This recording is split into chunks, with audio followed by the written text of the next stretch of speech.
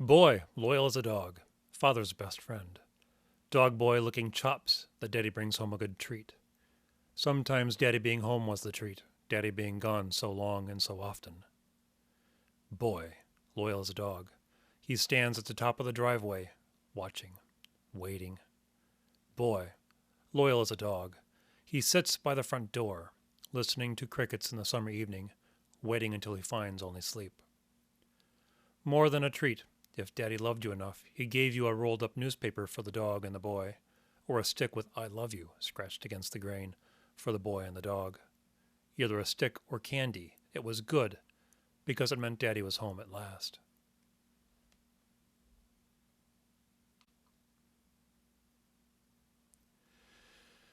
So, this is the actual intent behind the YouTube channel. There's a podcast eventually going to be brought forth, but in the meantime, this YouTube channel will suffice. It's to read off the short stories and the fiction while showing video footage of the creation of the illustrations and paintings that will be placed within the fiction.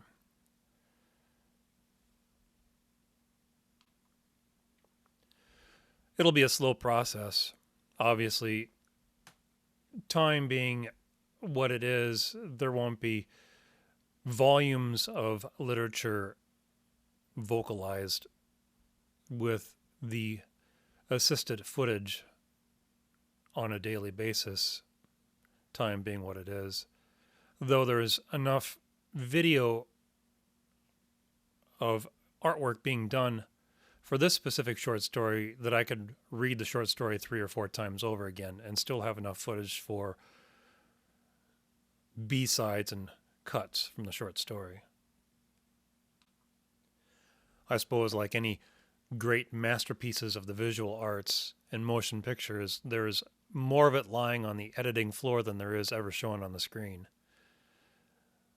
But just reading off the first page, the first chapter, to give an indication of this particular short story. And this particular image is toward the end of the short story. I won't get into the details of the story. Obviously, I will actually read the short story. This is not intended as a teaser or anything like that. As at the time being, I'm working on this and finalizing this one illustration, and to vocalize the intent behind the channel. And that being said,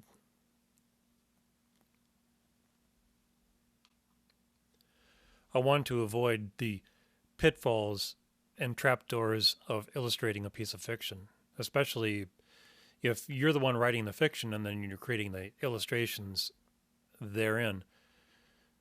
That idea of creating an artificial image of the short story and taking that aspect of visualization away from the reader. There's a kind of like a fine line between explicitly drafting out visually what the words are supposed to convey rather than create an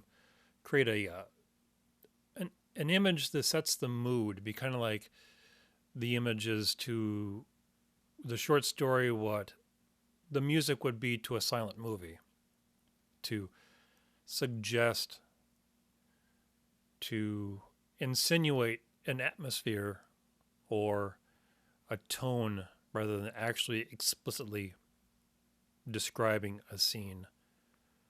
And that's what this right here is a vehicle lost in the weeds, the brambles. And some of the story, there is some kind of biographical parts of the short story. I remember on part of the on one side of the property there was this big huge wall of blackberry vines, and it was just this big wall of nothing but thorns, and you never ever got to be in a place where you could actually pick berries, because by the time any of the berries were available, the birds had always grabbed them, and the only berries you could get would be buried down into the vines, but only the vines that were buried but got enough sunlight to where the blossoms would germinate the berries and whatnot. So an awful lot of some parts of the story are biographical. The particular car here is a reminiscence of a yellow 1973 Subaru wagon that my parents had when I was growing up. It met its fate at a scrapyard due to rust. But it was it's embedded in my memory.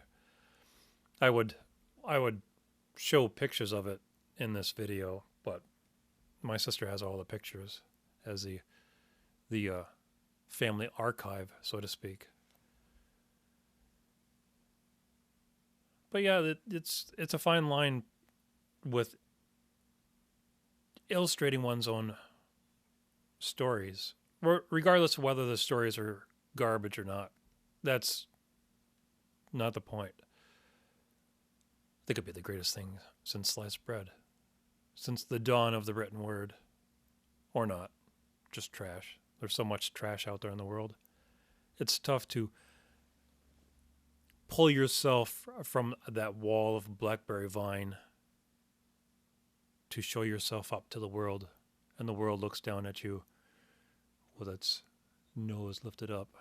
Anyway, the fine line between illustrating short stories and novels or letting the words speak for themselves. And I figured since I'd been writing since I was early teens and drawing since I could walk, they've been part of my creative output ever since I can remember. So why not utilize both of them in such a way that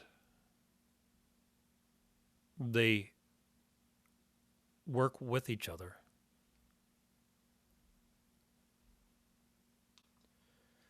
And that worked in line with the decision whether or not to laboriously draw out every single vine or utilize some technique to imply that there is a nest of vines in the back where you couldn't get through without hacking away at it.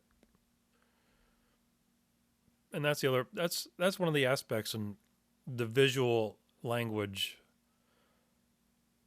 and the written word. And one of the things that define successful or unsuccessful artwork, the choices of what line or what detail is portrayed, because it's one of the things that photoreal artwork and abstract art seem to have so much in common is there doesn't seem to have been any decision made. So a person paints a red square on a black background. If you take the face value of the piece of artwork itself, it doesn't seem like there's much decision that's been made. You can sit with a microscopic little lens and look at all the little infinitesimal little decisions made with every little brushstroke, every little tonality that's changed and whatnot. But in the grand scheme of things, in regard to that piece of artwork, there doesn't seem to be any significant decision made. And the same thing with photoreal art. There is so little choice and selectivity. We have all detail that's all put into the piece of artwork or no detail at all. So either way, photoreal artwork and abstract artwork seem to have the same level of lack of decision making or selectivity in the details therein.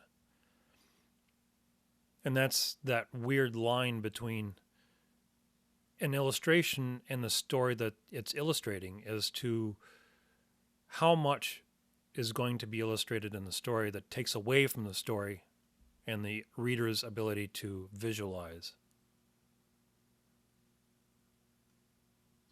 Anyway.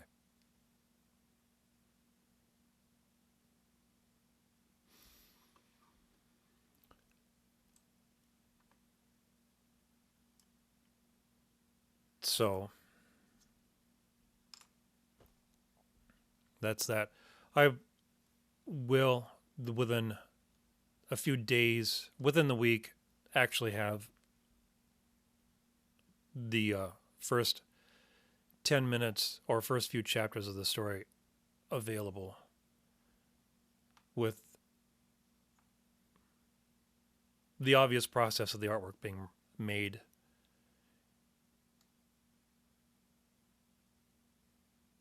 So,